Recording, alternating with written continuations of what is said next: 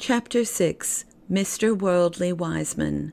Now, as Christian went on his way, he saw a man come through the field to meet him, whose name was Mr. Worldly Wiseman, and he dwelt in the town of carnal policy, which was near that whence Christian came.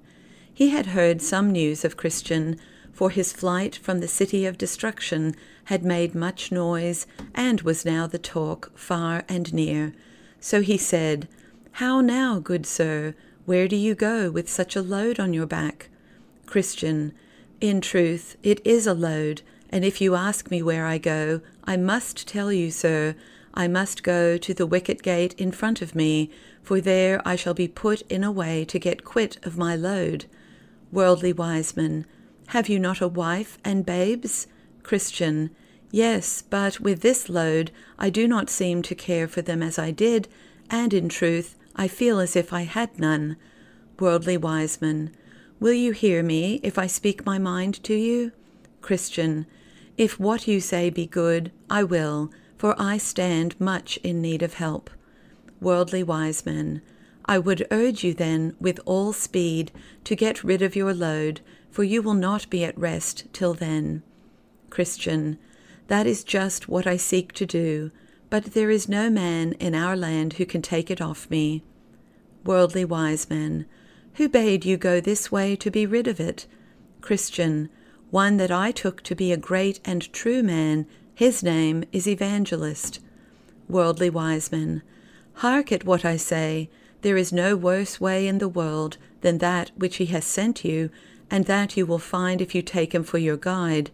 In this short time you have met with bad luck, for I see the mud of the slough of despond is on your coat. Hear me, for I have seen more of the world than you. In the way you go, you will meet with pain, woe, thirst, the sword too, in a word, death. Take no heed of what Evangelist tells you." Christian, "Why, sir, this load on my back is worse to me than all those things which you speak of. Nay, I care not what I meet with in the way, if I can but get rid of my load." Worldly Wiseman, "How did you come by it at first?" Christian, "Why, I read this book." Worldly Wiseman, "Like more weak men I know, who aim at things too high for them, you have lost heart, and run in the dark at great risk, to gain you know not what." Christian, "I know what I would gain, it is ease for my load." Worldly Wiseman, "But why will you seek for ease thus, when I could put you in the way to aid it, where there would be no risk, and the cure is at hand?" Christian, "Pray, sir, tell me what that way is." Worldly Wiseman, "Well, in yon town, which you can see from hence, the name of which is Morality, there dwells a man whose name is Legality, a wise man, and a man of some rank, who has skill to help men off with such loads as yours from their backs. I know he has done a great deal for good in that way. Aye, and he has the skill to cure those who, from the loads they bear, are not quite sound in their wits. To him, as I said, you may go and get help. His house is but a mile from this place, and should he not be at home, he has a son whose name is Civility, who can do it just as well as his sire. There, I say, you may go to get rid of your load. I would not have you go back to your old home, but you can send for your wife and babes, and you will find that food there is cheap and good."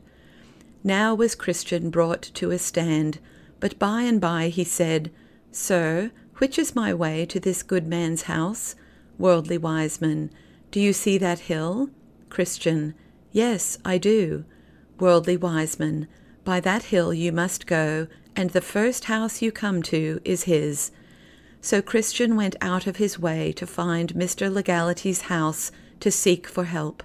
But lo, when he had got close up to the hill, it was so steep and high that he had fear lest it should fall on his head. So he stood still, for he knew not what to do. His load, too, was of more weight to him than when he was on the right road. Then came flames of fire out of the hill, that made him quake for fear lest he should be burnt. And now it was a great grief to him that he had lent his ear to worldly wisemen, and it was well that he just then saw Evangelist come to meet him, though at the sight of him he felt a deep blush on his face for shame.